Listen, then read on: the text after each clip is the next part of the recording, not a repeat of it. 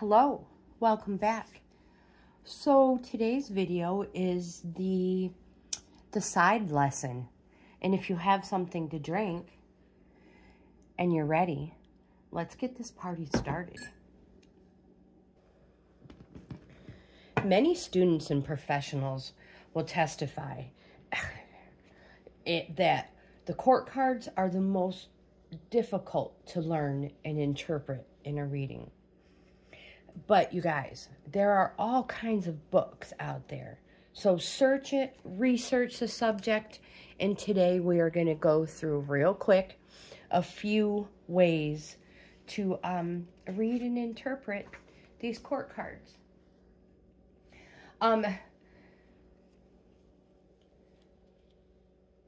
The court cards are certainly an area where we may give our own opinions, and so it's smart to how do I say it? That's why we're going to learn how to interpret them so we do not project our own opinions. Oh my gosh, that was so very hard to get out for me. I apologize. The court cards are particularly time, fixed, and culturally relative. So, both in their hierarchy nature and in their possible interpretations as roles and relationships. So very first, we're going to start off with people are strange. Let's get a closer look. Our major cards, such as the High Priestess and the Hermit, they're not people. Or the archetypes. I think I pronounced that wrong. I apologize. But they are arising images, constellating from an unknowable archetypal field.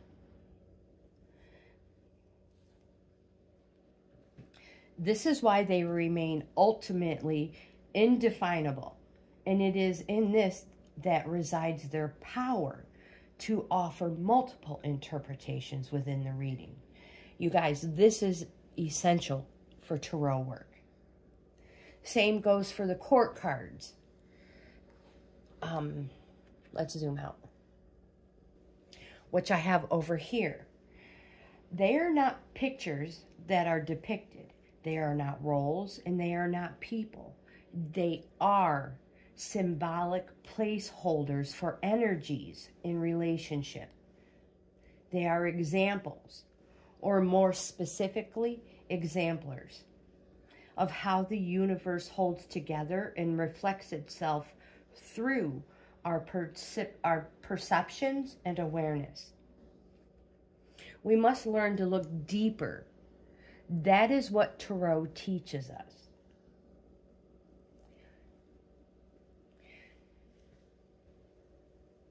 When we look at a person, especially ourselves, we access the whole realm of the archetypal. We function in the imaginal world. It is here that true divination originates. So let's look into the different forms, the infinite strains of this loom. The suits have their standard elemental correspondences, such as Earth corresponding to Pentacles, and the 4 levels have their correspondences of Fire. Fire King, Water Queen, Air Knight, Earth Page. I have set up, when we first started day 1, we learned that the Page of Pentacles is the earthy part of Earth. So here I have set up Page, Knight, Queen, and King. And up here we have Pentacles, Swords, Cups, and Wands. And again, we know that a page is Earth of Earth. Earth of Earth. This shouldn't say Page of Pentacles. I just put the pages up here. A page, the Page of Pentacles is Earth of Earth. This position here, the Pentacles, represents Earth. The Swords represents air. Cups represents water. And Wands represents fire. And again, let me repeat. The pages represent Earth level. The Knights represent air. The Queens represent water. And the Kings represent fire.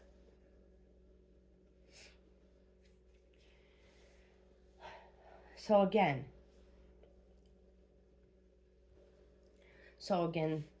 we have the Page of Pentacles being the earthy part of Earth, all the way down to the King of Wands. The King of Wands being the fiery part of fire.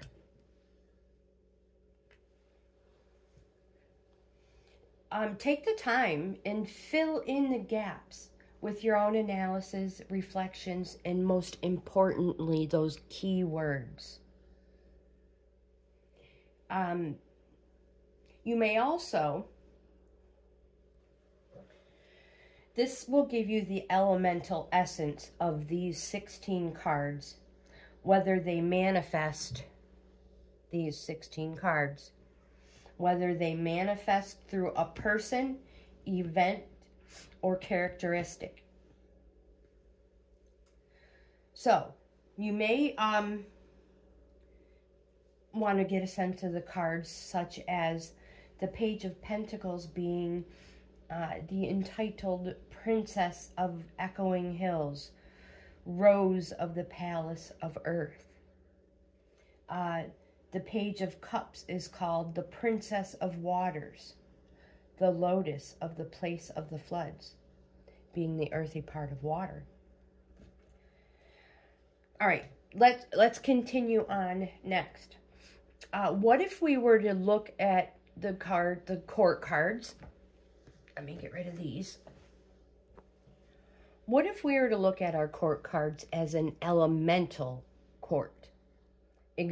For an example, a simple key of red for fire, blue for water, would give us the King of Cups.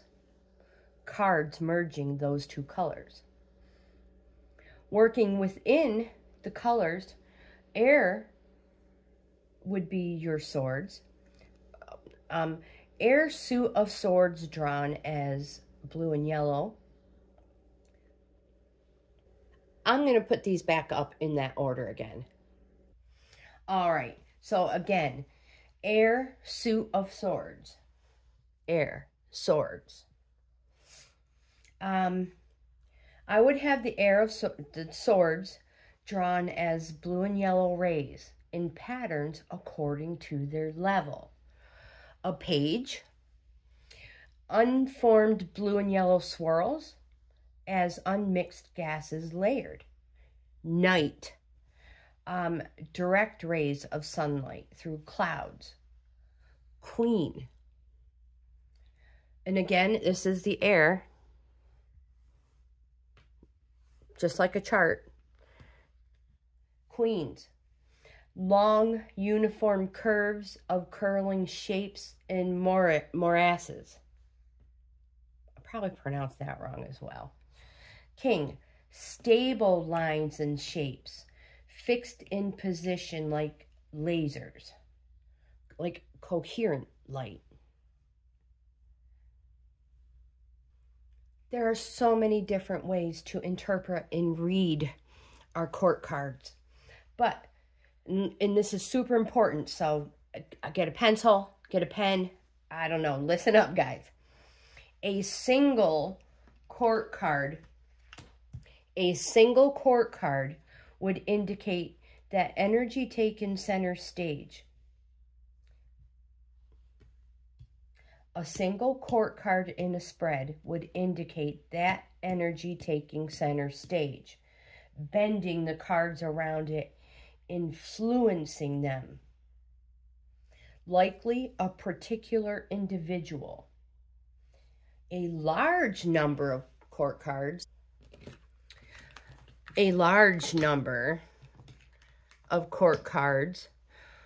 would represent that they are aspects of the person involved. Now, again, one card, you will be seeking to identify a person who fits that nature. 2 or 3 cards, I'm just grabbing the kings because they're closest to my hand. No specific reason other than that. If 2 or 3 court cards appear, it is a summary of the events taking place. If more,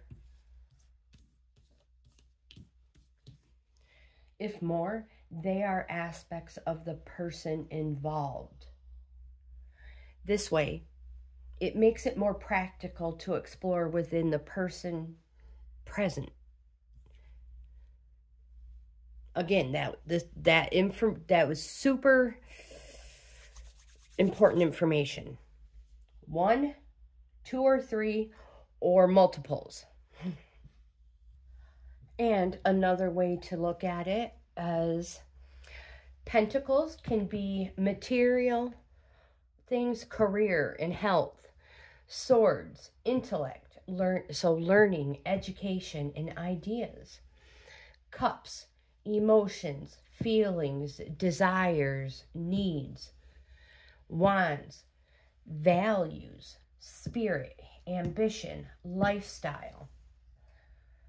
So pentacles, page is like in transition in. So knights, conflict in. Queens, union in. Kings, creativity in. So there's so many ways to read the cards. Number 1, the rule is simple. Kings and queens are, let me rephrase this. Another way to read the court cards are kings and queens are other people. Knights and pages are how those other people see or respond to and project onto the query, the person you're reading for. That is a simple, it's a nice simple idea, and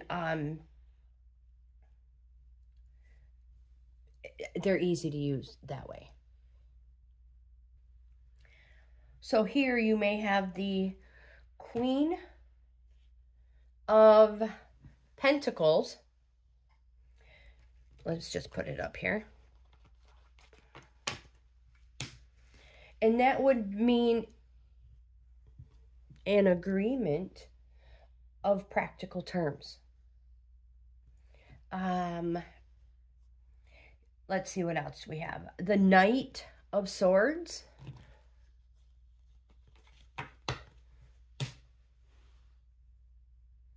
The Knight of Swords.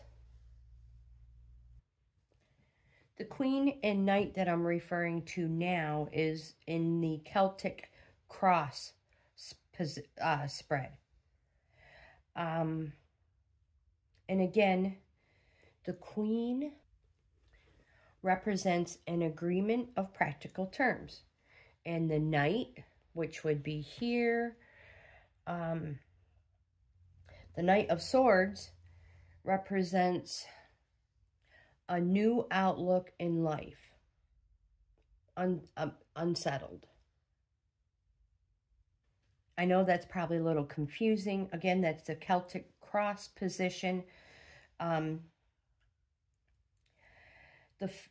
former is in the crossing position of the Celtic cross, and the latter is in the resources position of the Celtic cross.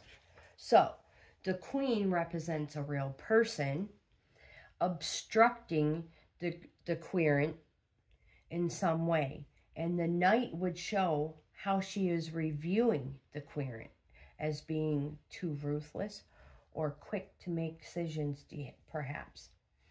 Not as a resource then, but as a threat.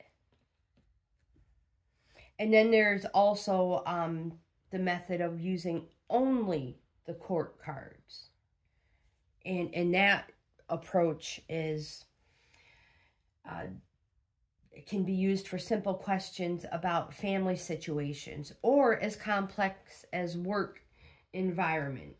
So the court cards represent actors in this dynamic.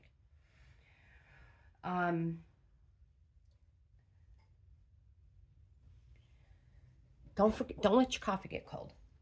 In this case, you would have your cards split in your three cards, your majors, your minors, and your court cards. And the querent, that is the person you're reading for, selects out the court cards to represent the people involved and lays them in the most appropriate pattern. You then shuffle the majors and place the major cards against each court card on the table.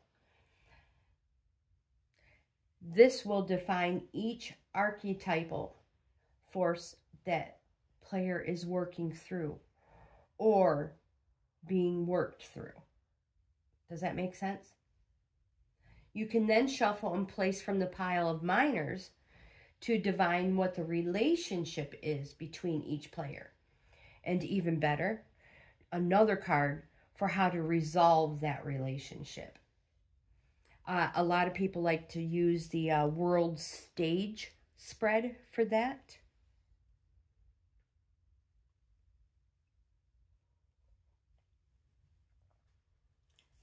Let's enter the outer courtyard.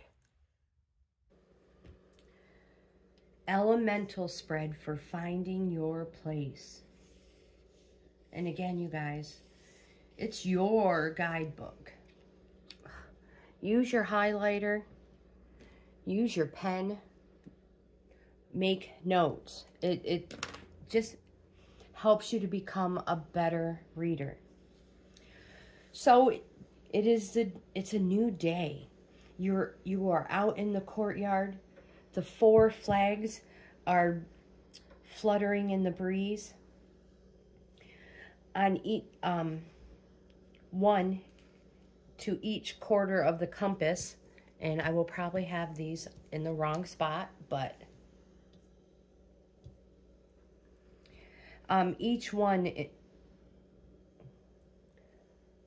each flag emblazoned with the symbols of the 4 elements.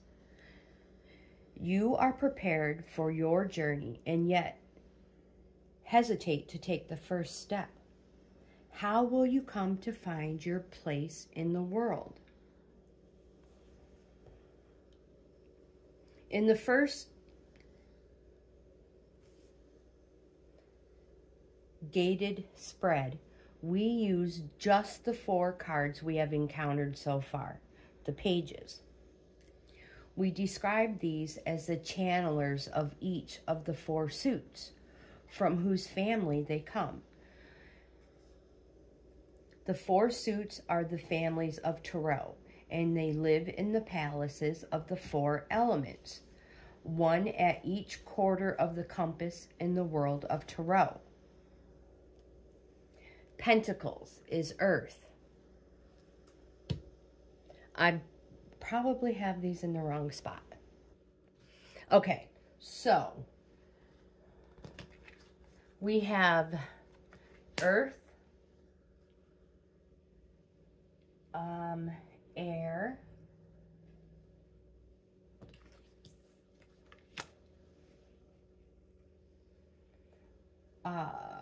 water, and cups. See, I totally had them in the wrong spots. I want to make sure we have this proper and we don't mess it up. So let's continue. Pentacles represents earth. Swords represents air. Cups represents water. And wands represents fire. The pages represents that are representatives of that family, for better or worse, like a child. The page of wands is born of fire. The page of cups is the water family. The page of swords is the child of air. And the page of pentacles, nothing more or less than the son or daughter of earth. These elemental characteristics are basics, and you can probably work out a great deal from them even now. Which page is likely to be found drunk under a table?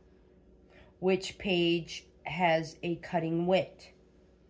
Which page is likely to get into a fight? And which one is most likely to invest money more carefully than the other? The thing about the pages is that they can all grow up. They all symbolize the possibility of that family to take their place in the world. So the page of cups represents the possibility of bringing culture and art to society, perhaps a poet or designer. The page of swords is the chance of invention and ideas, and in a reading would mean potential for new insight. So we must decide which is your family. When you have read the description of the 4 pages, consider which you identify most with. While we are always a mixture of the 4 elements for now, choose the one which most clearly embodies most of your everyday characteristics. So we're going to choose the card that represents us. And when we do, we're going to shuffle the cards up and then lay them down in the correct positions.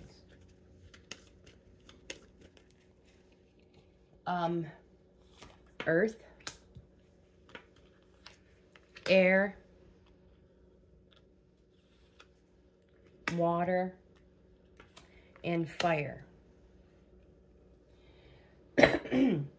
This is the outer courtyard and the representation of your current position in terms of the element. To continue to the next gate, you must make a better arrangement of those elements in your life, so you can present yourself to the Clockwork Museum and gain entrance.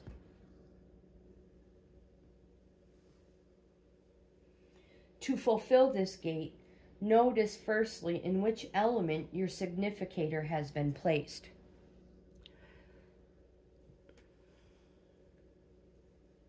This is the one I picked.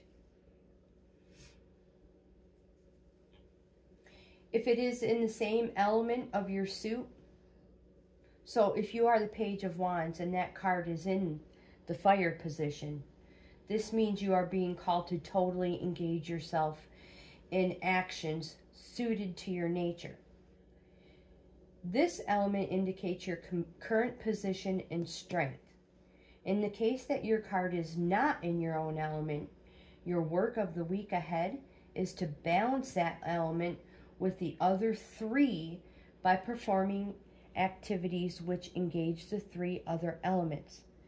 The activities you can select include 1. Earth, financial matters, organization, management, gardening. Air, speaking, presenting, experimenting, discussions, contracts, education, and reading. 3. Water, poetry, arts, culture, enjoyment, emotional satisfaction, luxury. Number 4, fire, energetic actions, exercise, starting new things, spontaneity. If you would like to try the exercise with an optional extra rule, avoid doing any other things associated with the element of your significator while you concentrate on the other 3. These are not only the activities of course. You can divide all human activity into these 4 general areas.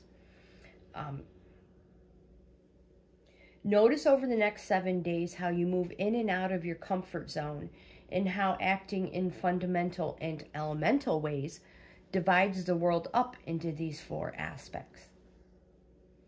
You will really experience the elements of the daily life, which will make you a great tarot reader as you continue to build your skills and experience. In learning this way, every day teaches you more about tarot, and tarot teaches you about your everyday and the days of others.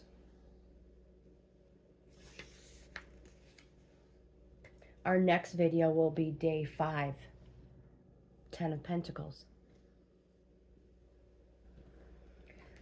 I hope you go back and you practice this exercise. And again, for this exercise, I picked the Page of Cups, and I will concentrate on the other 3. If you like this type of content, I hope you give my video a thumbs up.